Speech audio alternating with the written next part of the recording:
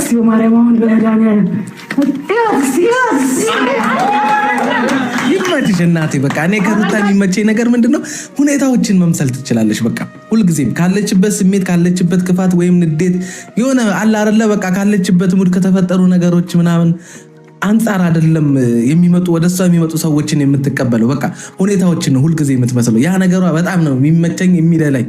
በቃ ሁላችንም መሆን ያለብን እንደዚህ ነው። ያለብንን የሆነ ነገር ያሳዘነንን ነገር በቃ ምቾት እየነሳን ያለንን ነገር ሁልጊዜም በሰዎች ፊት ለፊት ይዘን መሄድ ከሰዎች ጋርም ስንሆን ምናምን ነገር ያንን ነገር ይዘን መሄድ የለብንም። በቃ ኢንቫይሮንመንትን መምሰል ነው። ልክ እንደ ሩታውን ልደቷ ነው ሃፒ በርዝዴይ ያሏት ነው ምናምን ነገር በቃ ባሏ ቢኖርና ከዚህም የበለጠ ነገር ቢያደርግላት ምናምን ነገር ከነሱ የበለጠ ደስታን ይሰጣታል። ግን ደግሞ እዚህ ጋር የመጡ ሰዎች ደግሞ በቃ እንደ ባሏ ስላልሆኑ መጥተው ሃፒ በርዝዴይ ብለዋታል።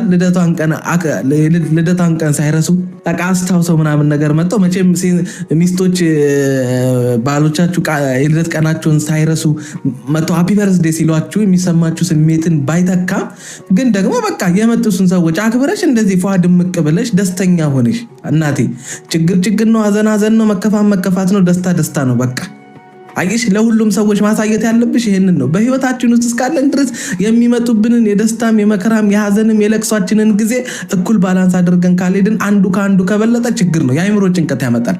የምሬን ነው። የውሸት ደስታ የውሸት